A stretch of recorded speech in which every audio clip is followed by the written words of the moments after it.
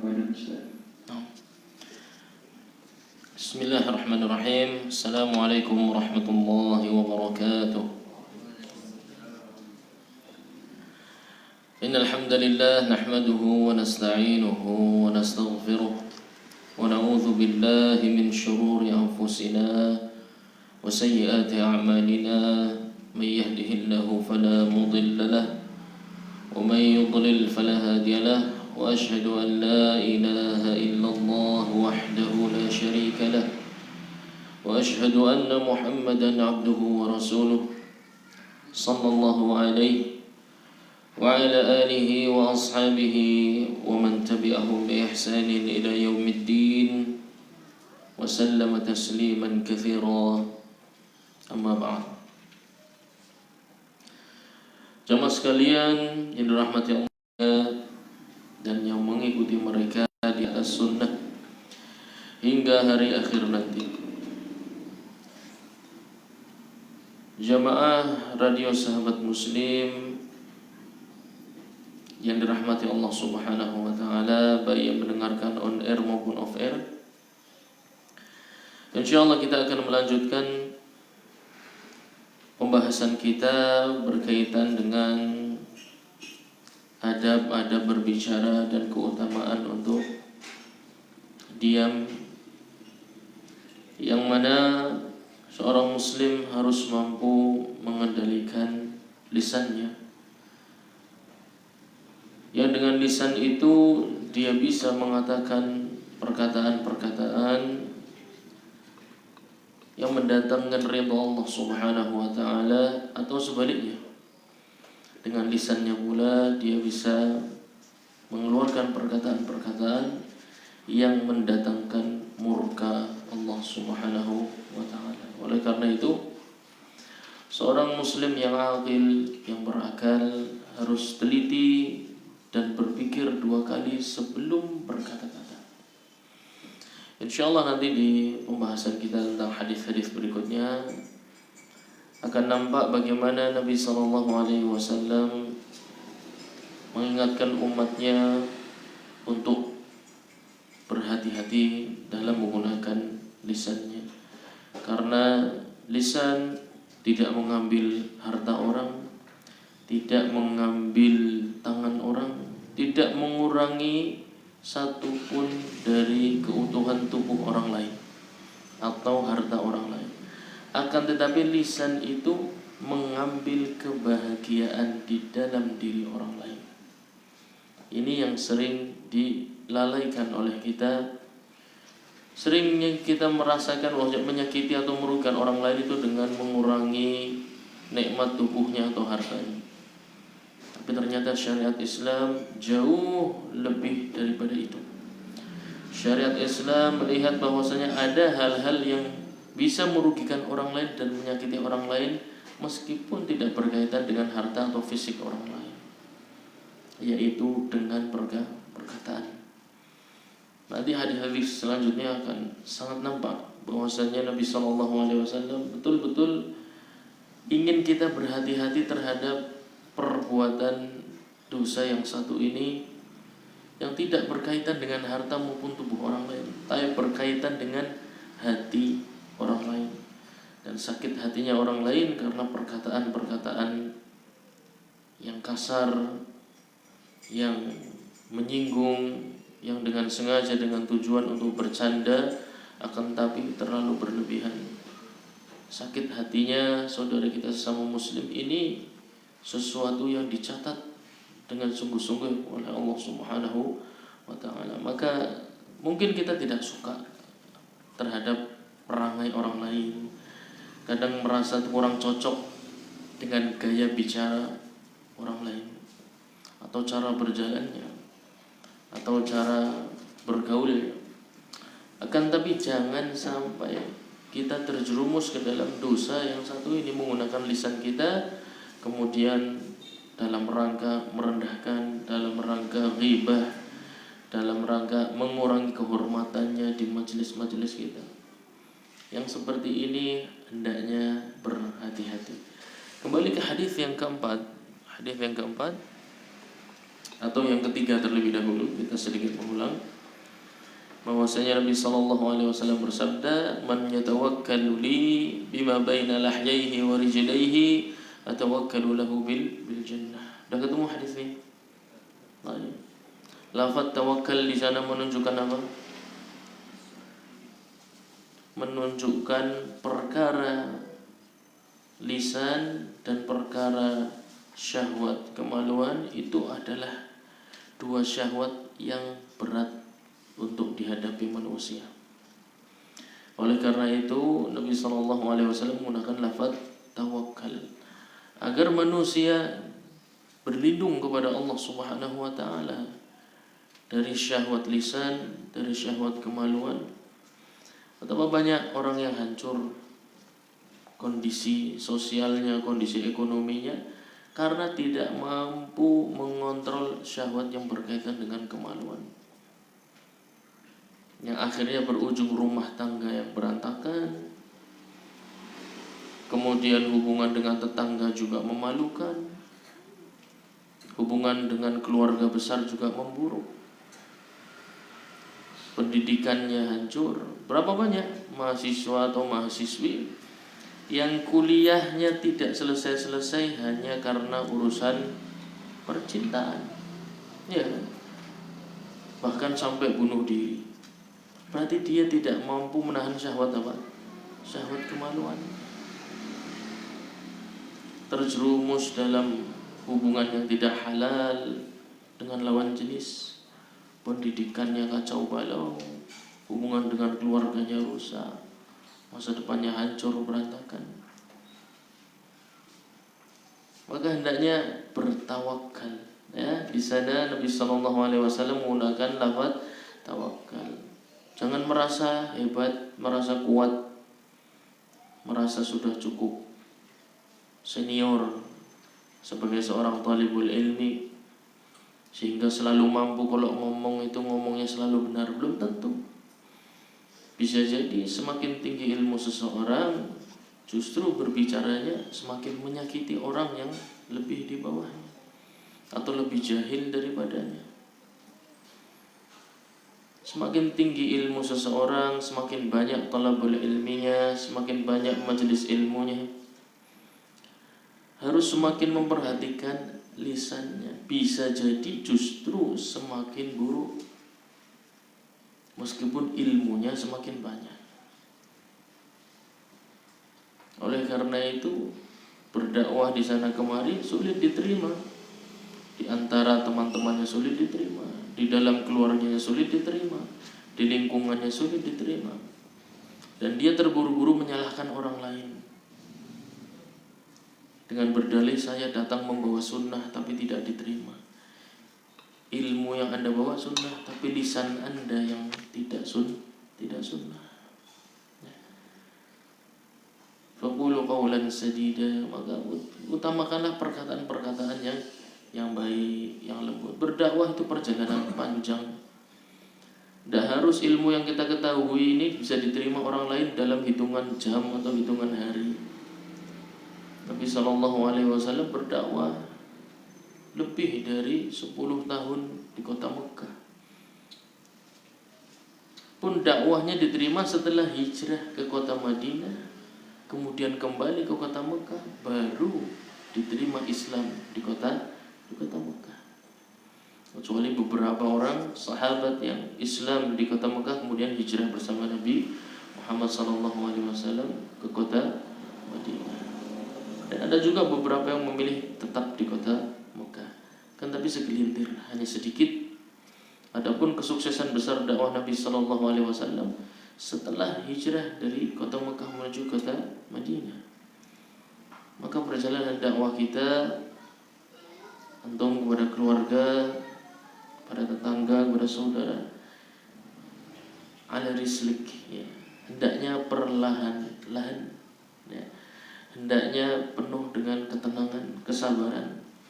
Tidak harus dakwah itu sukses berada di tangan kita, bisa jadi di anak cucu kita. Akan tapi berdakwah perlahan, satu demi satu. sedikit demi sedikit, sejengkal demi sejengkal. Sampaikan dengan lisan yang santun, sampaikan dengan adab yang baik, dan minta tolong kepada Allah Subhanahu wa taala dalam menyampaikan kebaikan, dalam menyampaikan Quran, dalam menyampaikan sunnah. Nasta'inuhu wa nastaghfiruhu. Kita minta tolong kepada Allah Subhanahu wa taala dan mohon ampun supaya perkataan yang keluar dari lisan kita ini meskipun sedikit tapi bisa dipahami orang banyak, bisa dimanfaatkan. Kemudian hadis yang keempat. Hadis yang keempat, su'ila Rasulullah sallallahu alaihi wasallam an aktsari ma yudkhilun nas al-jannah, qala taqwallah wa husnul khuluq. وسئل عن أكثر ما يدخل الناس النار قال الأجوفان الفم والفرج. الفم والفرج نعم وليس بالفرج والفرج نعم. Nabi SAW suatu hari ditanya tentang perkara yang paling banyak memasukkan manusia ke dalam surga, dan juga ditanya tentang perkara yang paling banyak memasukkan manusia ke dalam neraka. Perkara yang paling banyak memasukkan manusia ke dalam surga itu taqwallah wa husnul khuluq. Ini pembahasan kita di pertemuan yang lalu ya. Bertakwa kepada Allah dan berakhlak mulia. Bertakwa kepada Allah Subhanahu wa taala ini banyak kaitannya dengan meninggalkan yang haram. Karena takwa itu dari kata wiqayah, artinya menghindari. Dan dalam konteks keimanan kita berarti menghindari yang membuat Allah Subhanahu wa taala murka. Ya. Kebanyakan orang dalam beribadah fokusnya hanya menambah amalan saleh. Fokusnya hanya menambah jumlah rakaat. Fokusnya hanya menambah jumlah sedekah, jumlah puasa, jumlah umroh, jumlah haji.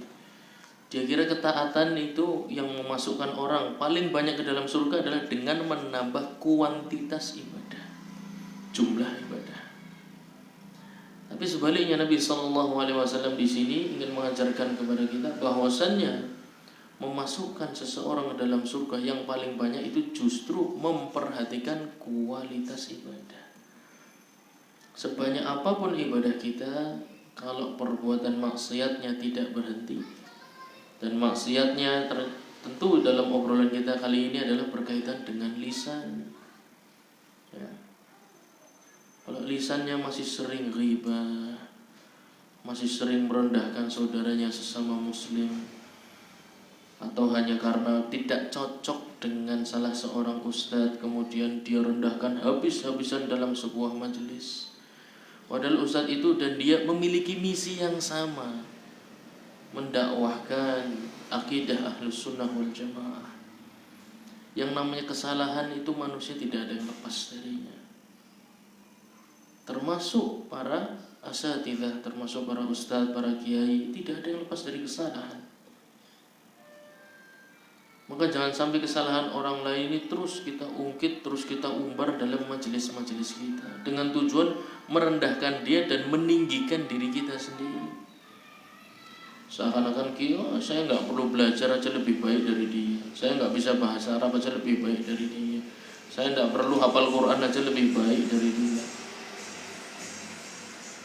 Dan dia padahal orang yang mengajarkan kebaikan tapi lebih buruk dari saya. Kalau tujuannya itu, maka ini termasuk yang namanya ghibah, termasuk yang namanya merendahkan derajat orang lain di dalam majelis-majelis kita. Sebanyak apapun pahalanya, umrohnya, hajinya, kalau dosa lisannya tidak habis-habis, terus ditumpuk hari demi hari ditumpuk untuk merendahkan orang lain terus. Tiada hari kecuali untuk mencari kesalahan orang lain, kemudian direndahkan dalam majelis-majelisnya.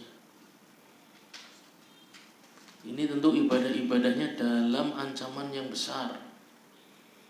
ibadahnya terancam pahalanya akan habis. Dan sudah kita sampaikan di pertemuan yang lalu tentang hadis apa? Orang yang bangkrut namanya apa? Muflis. Orang yang bangkrut itu bukan yang tidak rajin ibadah. Orang yang bangkrut itu yang banyak ibadahnya, tapi maksiatnya menghabiskan pahala ibadahnya. Maka taqwa Allah yang memasukkan orang ke dalam surga adalah dia bisa melindungi ibadahnya dari perbuatan maksiat, sehingga ibadahnya yang sedikit itu berkualitas. Bukan maksiatnya jalan terus, yang penting sholat ya. Maka dia sedang membakar pahalanya sendiri. Jadi jangan heran kalau di akhir waktu nanti yaumul qiyamah, dia di dunia sudah susah payah ternyata tidak mendapatkan apa. Persis seperti orang yang bekerja tapi tidak menerima bayaran. Mana ada yang mau? Ya dah, kita tidak mau kerja terus nggak menerima bayaran, tidak mau. Ibadah pun harus seperti itu, harus berkualitas. Udah capek-capek, yaumul qiyamah antum harus bayaran, harus mendapatkan pahalanya. Caranya bagaimana? Caranya dengan menjaga ibadah itu agar tidak rusak karena perbuatan maksiat, khususnya masalah lisan. Khususnya dengan masalah lisan. Kalau bertengkar dalam keluarga, suami dan istri jangan menggunakan kata-kata yang menyakitkan. Tahan emosi. Kalau tidak mampu menahannya, lebih baik keluar ya. Pergi untuk menenangkan diri. Karena Nabi SAW berpesan kepada umatnya, istausu bin nisa, wasiatkan kepada istri-istri kalian kebaikan-kebaikan dengan cara-cara yang baik. Sesungguhnya mereka itu khuliqat min dhila'il a'waj. Para wanita itu tercipta dari tulang rusuk yang bengkok. Kalau kalian luruskan dan paksa diluruskan, maka kasar tahu, kalian akan mematahkannya. Dan kalau kalian biarkan saja nggak diapa-apain, dia akan bengkok dan cenderung mengarah kepada kesalahan. Maka dalam bermuamalah dengan para istri itu harus mempertimbangkan sisi kewanitaannya, bahwasanya dia adalah seorang wanita yang gampang patah hatinya, gampang hancur.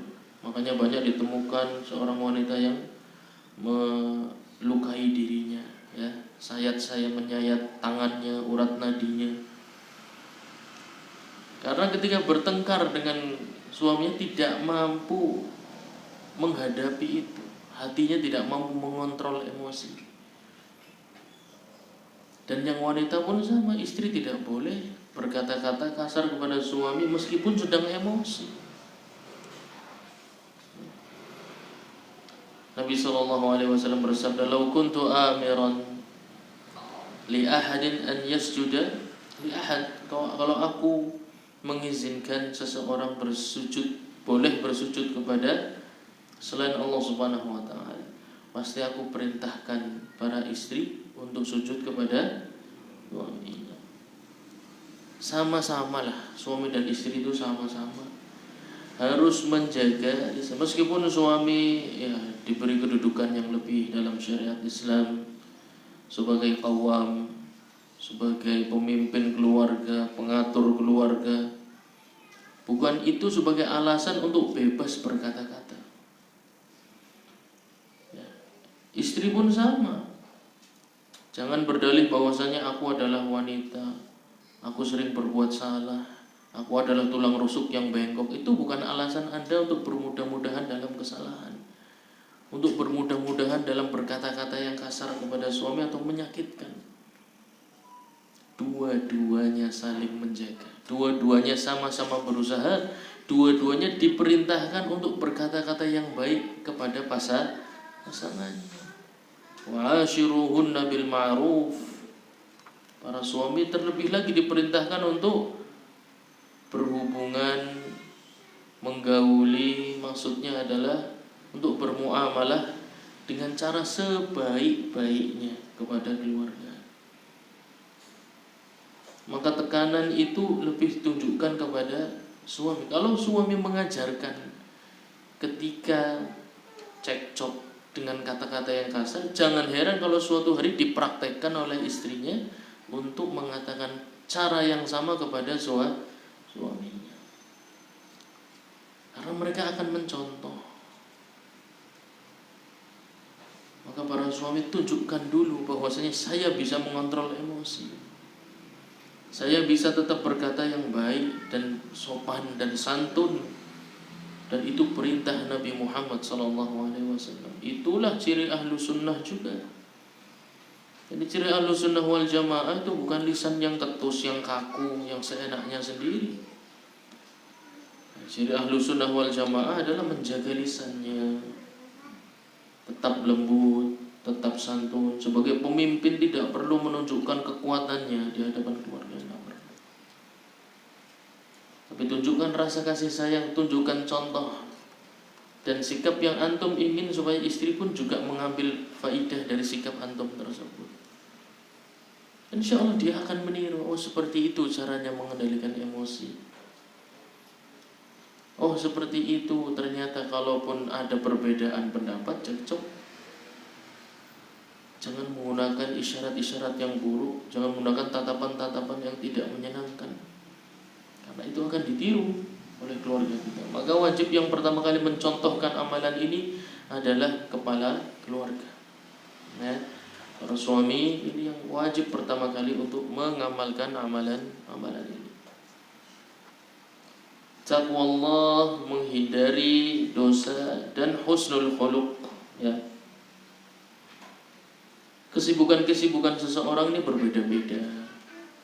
Pekerjaannya bervariasi. Tapi semua orang saya yakin pengen menjadi orang yang banyak sholat sunnahnya dan banyak puasa sunnahnya. Ya dah, pasti pengen. Dan itu tidak menghalangi Anda. Kesibukan Anda mencari nafkah sama sekali tidak menghalangi Anda untuk mencapai derajat orang-orang yang banyak salatnya dan banyak puasanya. Dalam hadis Ummul Mukminin Aisyah radhiyallahu anha wa ardhaha yang diriwayatkan oleh Al-Imam Ahmad dan Abu Dawud bahwasanya Nabi sallallahu alaihi wasallam bersabda, "Innal mu'min la yudriku bi husni khuluqihi darajata as-sha'im al-qa'im." Sesungguhnya seorang mukmin itu tidak perlu merasa rendah diri.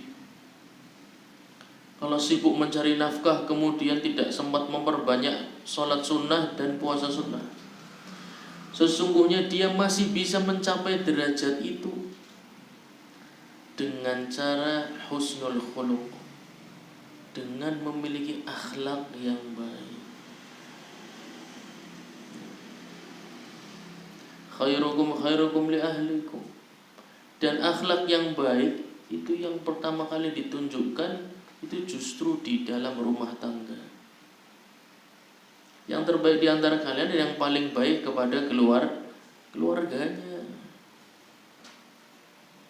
Buktikan dulu di dalam, bukan kalau keluar nampaknya orang yang paling baik sedunia. Begitu sampai rumah, galaknya luar biasa, cueknya luar biasa, sikap seperti rajanya luar biasa, mutahakim, betul-betul tidak menerima diskusi dari keluarga sama sekali. Yang ada hanya perintah dan larangan.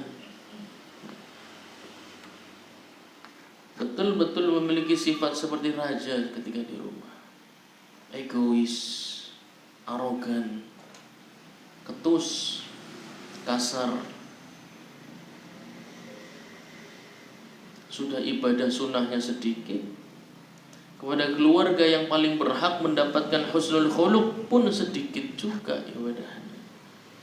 Kalau merasa ibadah sunnahnya sedikit, sholat sunnahnya putus-putus, kadang iya kadang enggak, puasa sunnahnya juga kadang iya kadang enggak, maka kejar ketertinggalan itu semua dengan husnul khuluq, dengan akhlak yang baik. Kepala keluarga dulu nyontohin. Setelah itu para wanita, para istri pun memiliki tugas yang sama. Sibuk ngurusi anak, sibuk bersihin rumah, sibuk menyiapkan keperluan suami, menyebabkan sholat sunnahnya jarang, puasa sunnahnya jarang. Kejar ketertinggalan itu dengan husnul khuluq, dengan berakhlak baik. Yang pertama untuk suami dan anak-anak terlebih dahulu.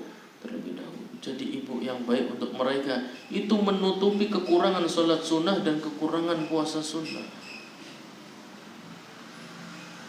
Ibadahnya minimalis, akan tetapi bisa mendapat derajat yang tetap tinggi, setara dengan orang yang banyak puasa sunnahnya, banyak sholat sunnahnya, yang qiyamul lailnya tidak pernah putus. Bisa jadi seorang wanita malamnya cuma tidur untuk menghemat energi, karena paginya harus mengurusi anak-anak, ngurusi suami, ngurusi rumah, masak, belanja. Kadang masih bantu cari nafkah, ya dah. Tulang rusuk yang ikut-ikut menjadi tulang punggung. Energinya habis.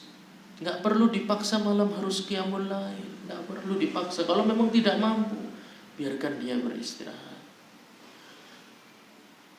Tapi ajak wanita tersebut yang nampak malam harinya kelelahan untuk menutupi kekurangan ibadahnya dengan berakhlak yang diingatkan. Sholat sunnahmu kurang, puasamu kurang, masa suami sama suami masih seperti itu? Terus apa yang lebih? Atau kepada anak-anak, mungkin kasar seorang ibu kepada anaknya, diingatkan, Bu, sholat sunnahmu kurang, puasamu kurang, masa akhlaknya juga kurang? Terus apa yang tersisa? Ajak untuk meningkatkan kualitas ibadahnya, bukan hanya kuantitas ibadahnya. Bukan selalu diajak untuk nambah, karena bisa jadi energinya sudah habis dan hatinya sudah penuh capek, pikirannya sudah stres. Ajak keluarga kita, istri kita untuk kualitas ibadahnya dijaga, biar yang wajibmu itu tidak terbakar dengan dosamu. Biar sholat wajibmu yang 5 waktu itu selamat sampai yaumul qiyamah, tidak berkurang pahalanya. Biar puasa Ramadanmu yang sunnah-sunnah jarang dikerjakan karena sibuk, cuma sanggup puasa-puasa wajib bulan Ramadan, tidak apa-apa.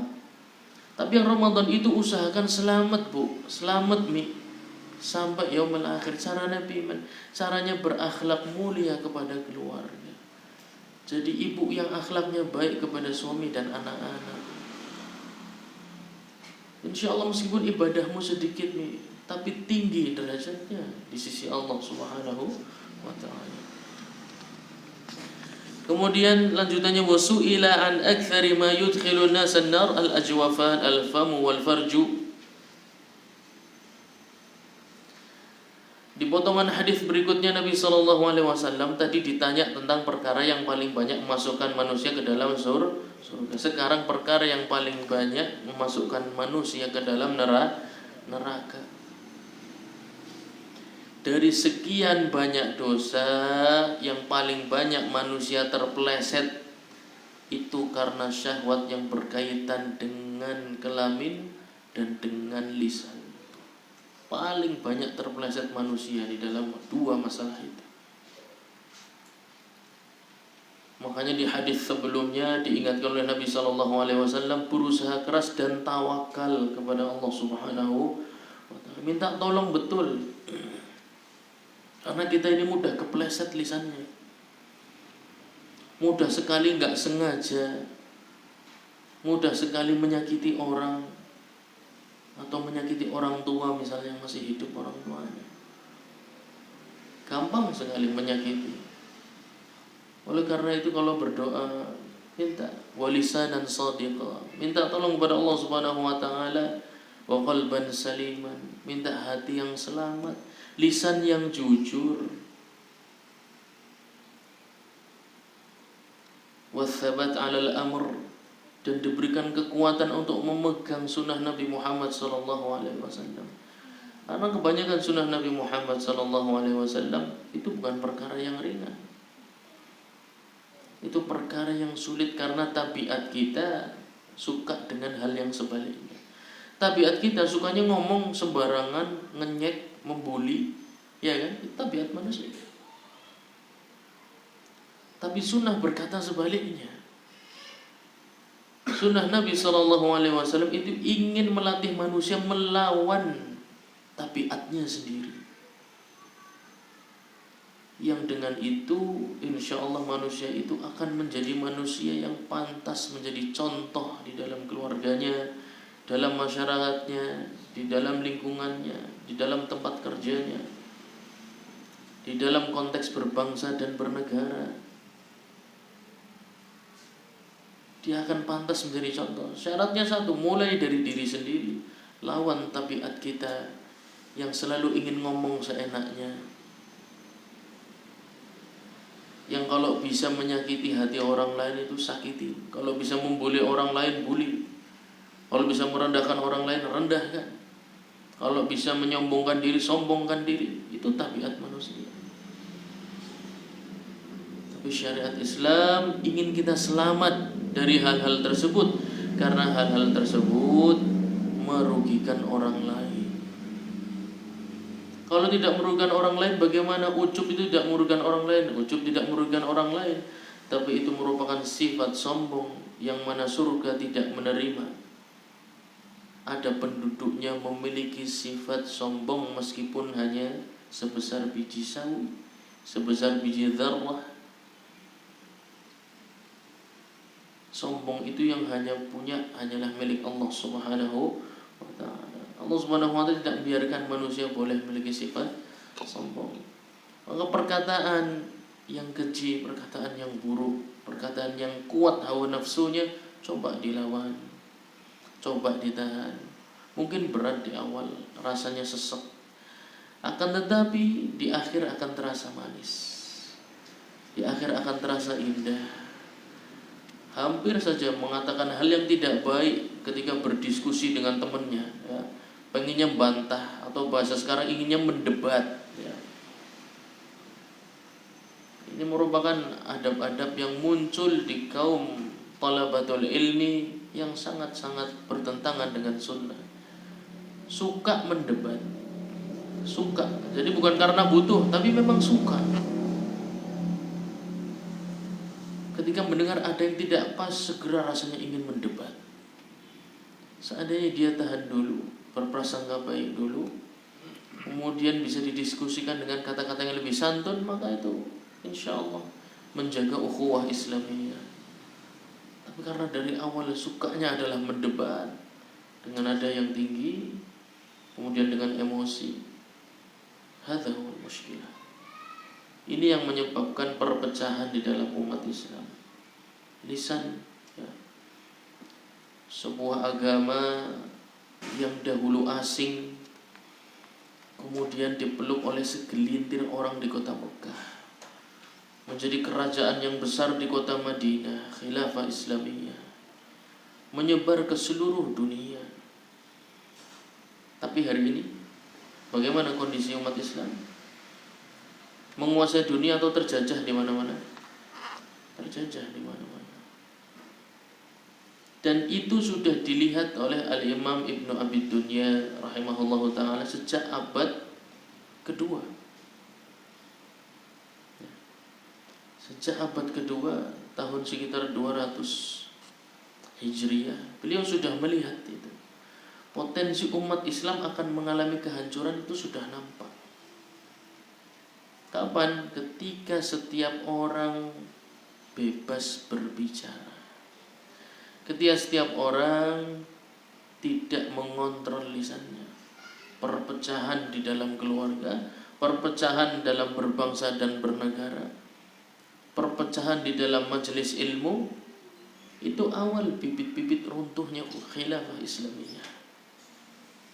Karena tidak mampu menjaga sopan santun di dalam beragama, di dalam menjaga ukhuwah Islamiyah.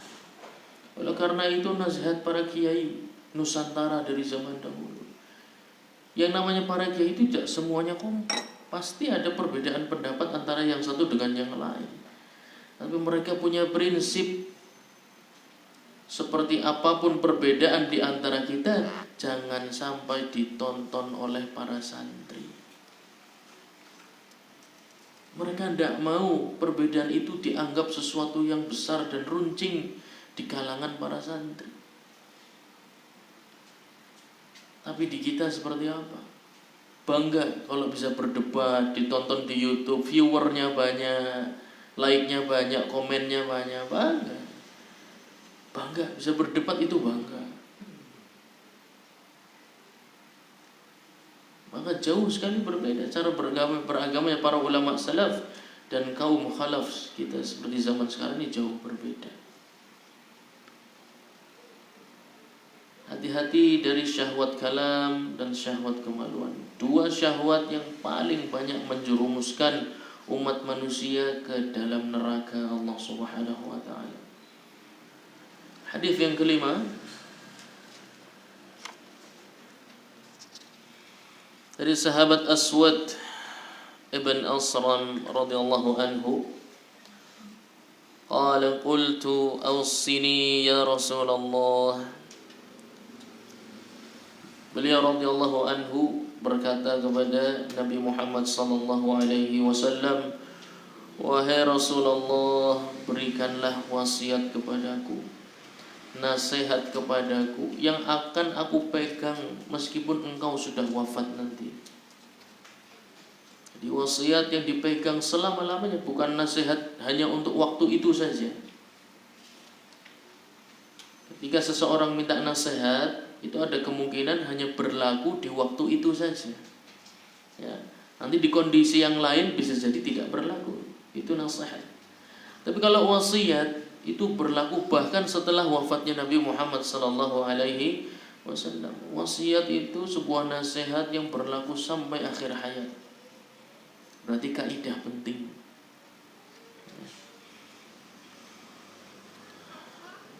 Qala, dijawab oleh Nabi Muhammad sallallahu alaihi wasallam, atamliku yadak, wahai Aswad,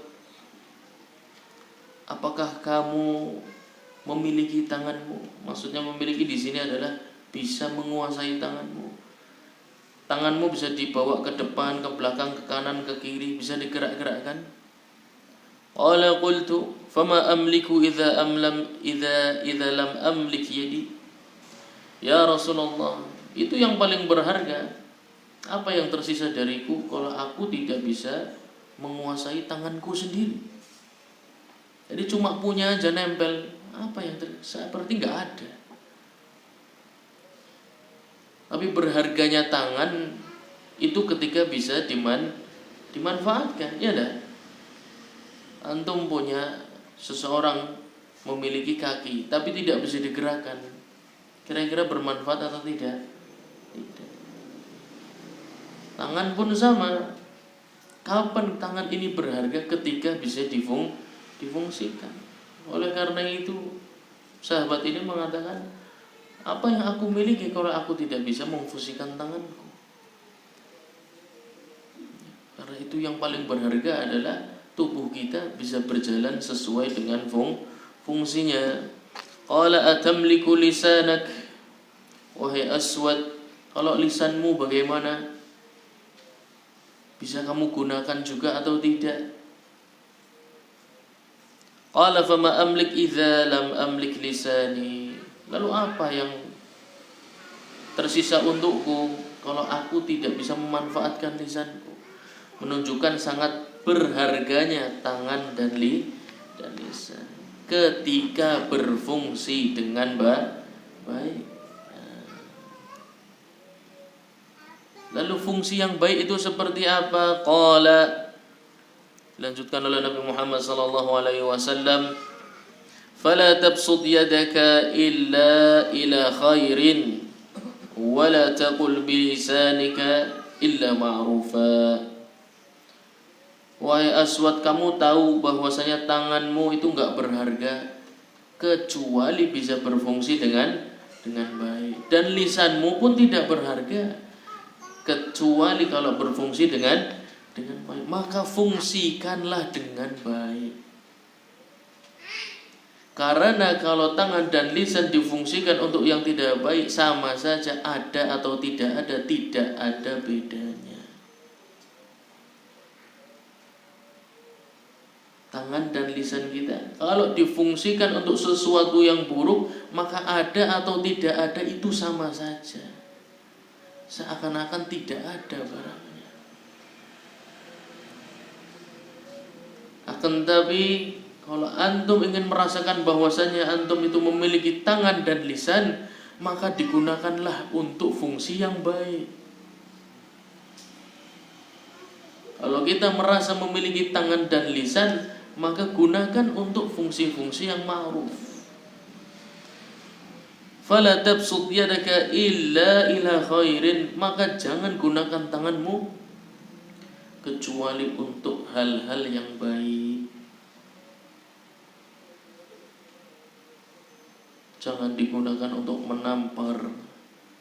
Kalau memang tidak ada sesuatu dari syariat yang membolehkannya, itu pun dengan yang tidak menyakitkan. Ya. Memukul istri dalam syariat Islam boleh, tapi bukan sampai dibikin babak belur. Ya. Itu hanya untuk mengingatkan, bukan untuk menyakiti. Ya, ada patokan-patokannya di dalam fikih untuk masalah memukul istri. Yang jelas tidak boleh melukai, dan yang kedua tidak boleh menyakiti. Maka itu harus tamparan yang mendidik. Ya, tamparan yang mendidik. Berarti harus halus namun tidak juga. Ada tekanan ada. Tapi tekanan itu kalau antum berikan pada diri antum sendiri tidak rasa sakit.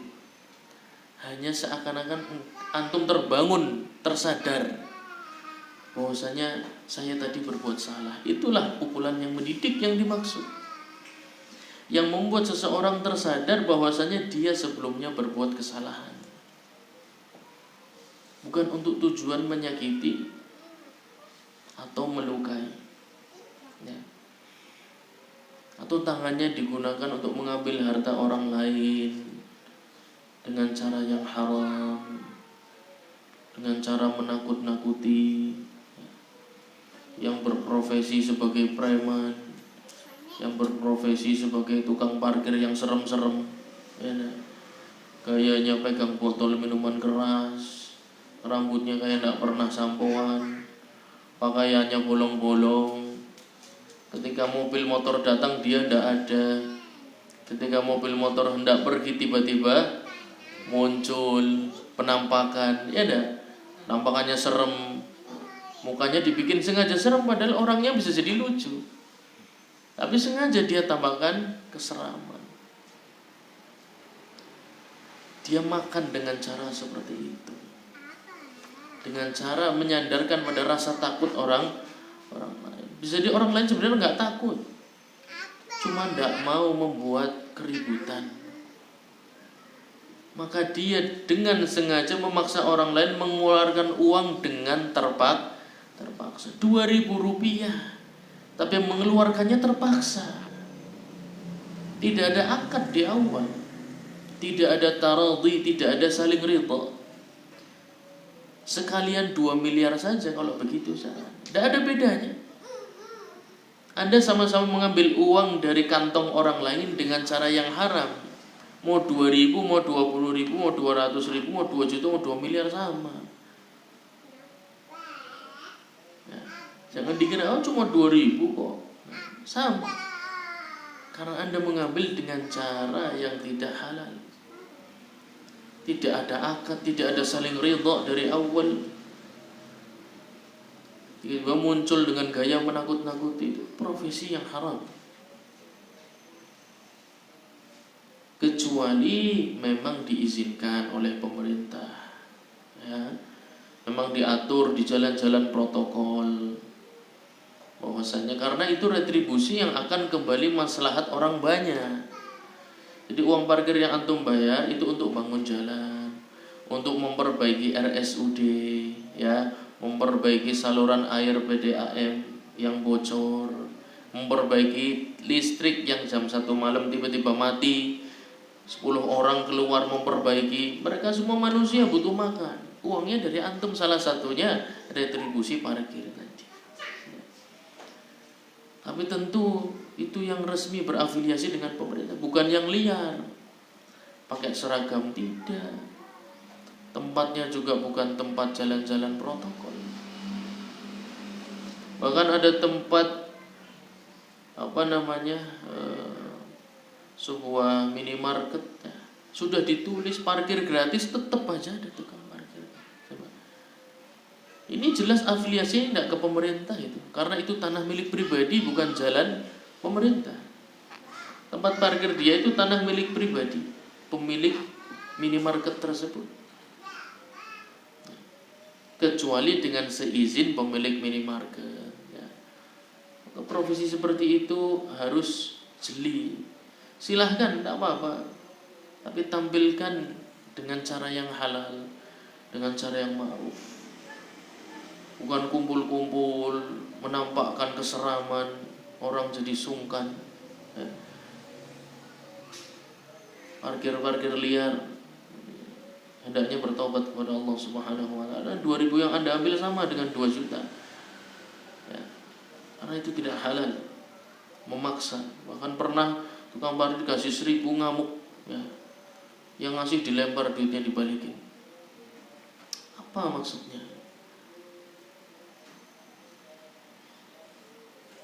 Orang-orang yang mengambil uang orang lain dengan cara yang haram,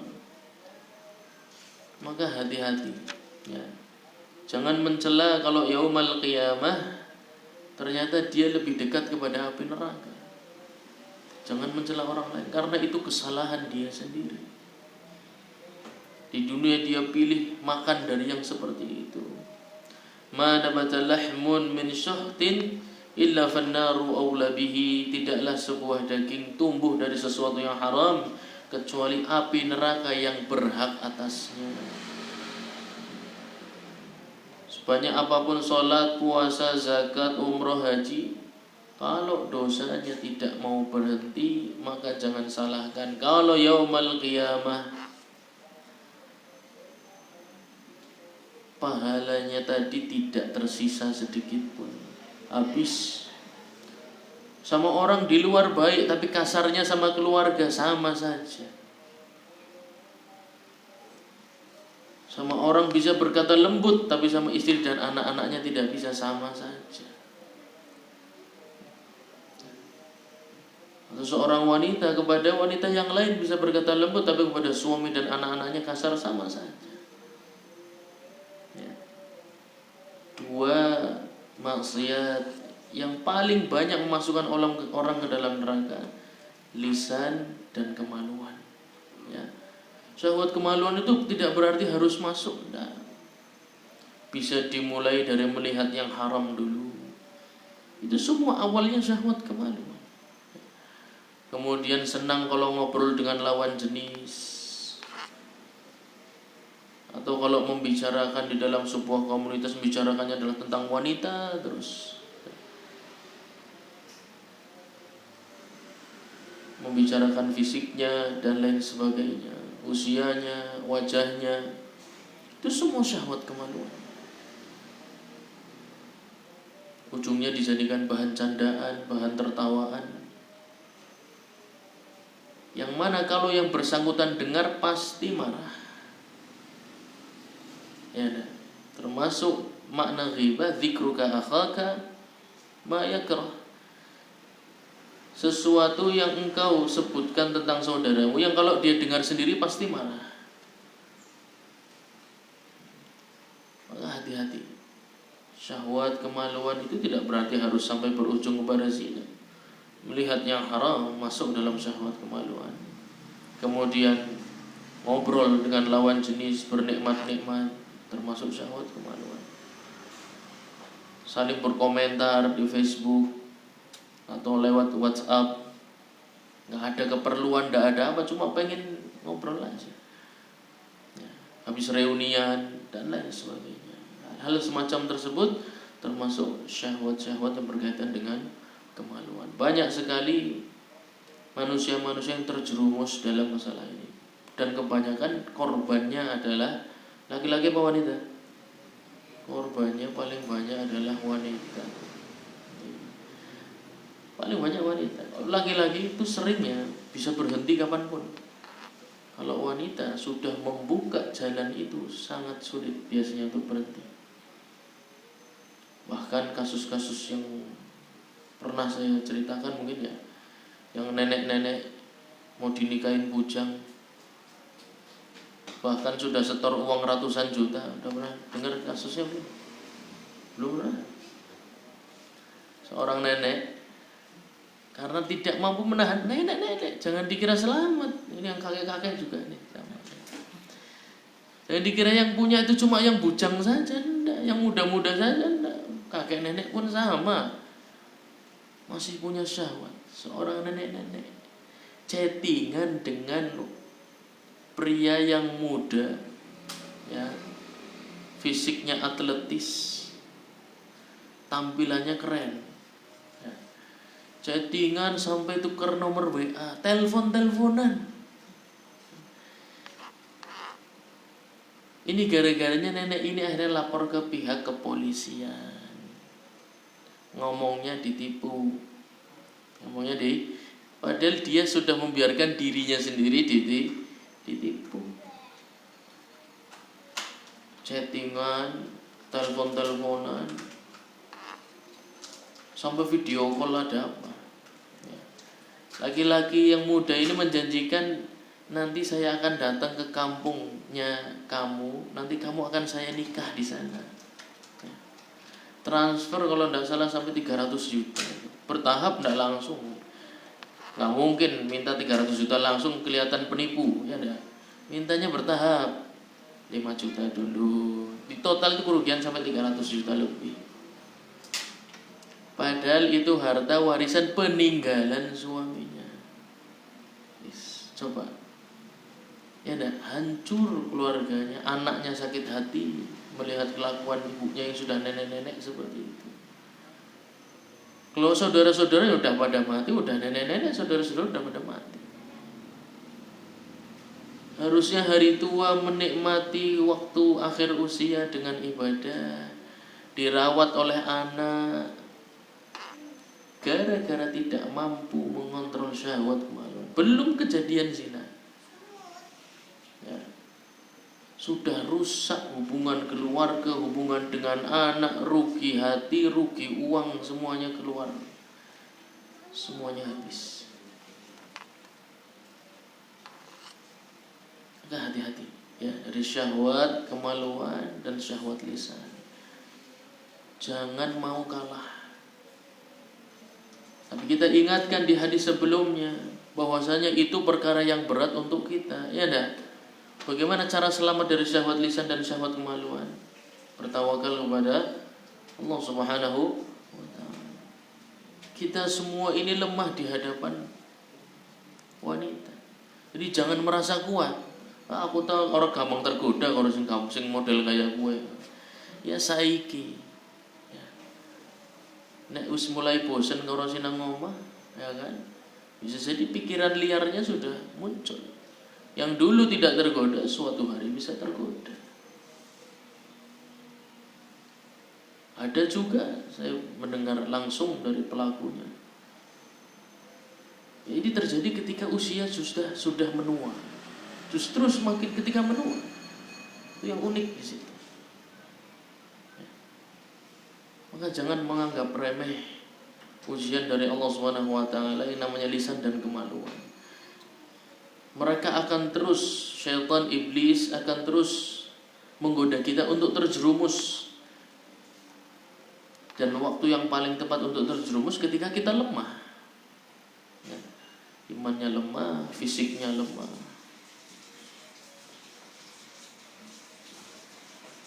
Jadi orang ini kalau pengajian selalu hadir, sholat 5 waktu selalu di masjid, bahkan selalu menggandeng bapaknya yang sudah tua untuk ikut sholat jamaah di masjid. Kira-kira anak yang soleh enggak? Anak yang soleh enggak? Ada. Pengajian selalu ada. Suatu hari dia didekati oleh teman sekolahnya dulu. Karena dia punya warung, teman sekolahnya ini sengaja makannya di situ terus supaya bisa ngobrol dengan pemiliknya. Akhirnya mulailah ngobrol. Syahwat kemaluan tidak mau ditahan, ngobrol, tukeran nomor WhatsApp, berlanjut sampai terjadilah sesuatu dosa besar yang dia sesali seumur hidup. Menghancurkan perasaan istrinya, menghancurkan perasaan orang tuanya, menghancurkan perasaan anaknya, malu kepada tetangga. Gak pernah enak. Dosa-dosa seperti itu tidak pernah enak. Efeknya itu selalu sangat berat, bahkan ditanggung sepanjang hidup. Yang sangat memberatkan lagi kalau sampai melahirkan seorang anak dari hubungan zina. Anak ini tidak tahu apa-apa, lahir kemudian langsung dibully oleh orang di seluruh lingkungan. Maka kalau kita menyayangi diri kita sendiri, menyayangi keluarga, jangan berani-berani dengan syahwat yang namanya syahwat lisan dan syahwat kemaluan. Itu dua hal yang paling banyak memasukkan seseorang ke dalam neraka. Baik. Ya, hadis ini kita lihat bahwasannya para sahabat itu sangat semangat mencari nasihat-nasihat yang bisa diterapkan dalam hidup dan dibawa sampai mati. Jadi kalau kumpul itu jangan mintanya nasihat tentang bisnis terus, ya. Ini bisnis saya gimana ya? Harus dikembangkan dan lain. Cari nasihat, saya ini kalau sholatnya begini sah atau tidak? Saya kalau puasanya begini sah atau tidak? Saya bacaan Qur'annya begini sudah baik atau belum? Apa yang harus saya lakukan untuk menjadi ahlul Qur'an?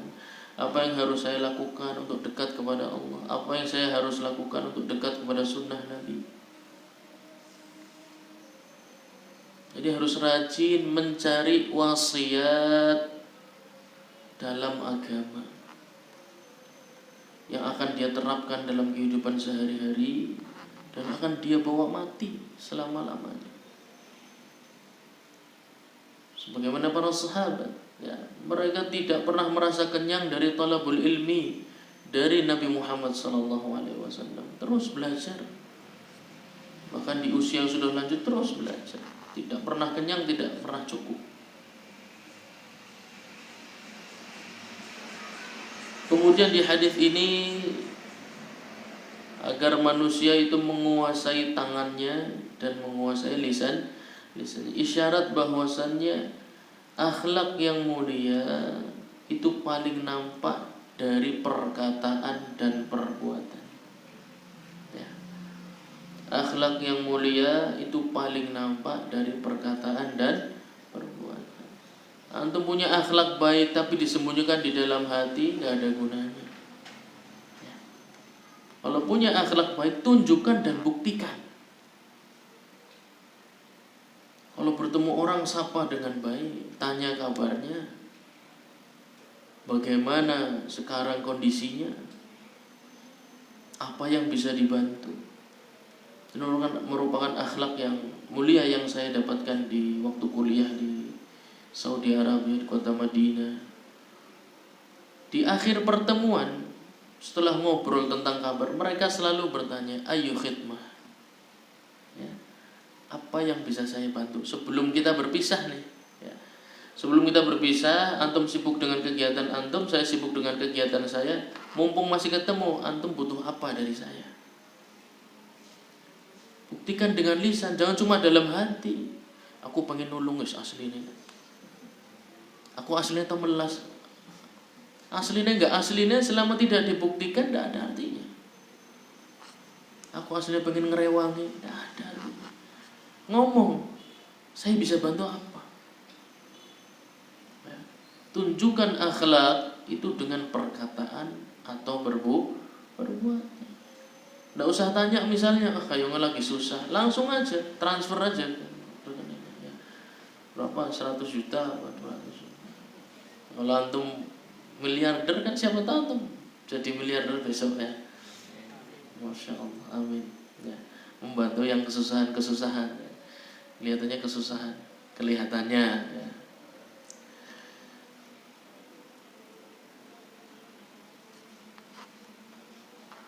Kemudian isyarat dari Nabi Shallallahu Alaihi Wasallam bahwasanya jangan seorang Muslim yang berakal itu menyerahkan lisan dan tangannya. Baik, waktunya sudah habis ya. Insyaallah kita lanjut di pertemuan yang akan datang. Semoga yang sedikit ini bermanfaat untuk kita semua. Subhanakallahumma wa bihamdik asyhadu an la ilaha illa anta astaghfiruka wa atubu ilaik. Wassalamualaikum warahmatullahi wabarakatuh.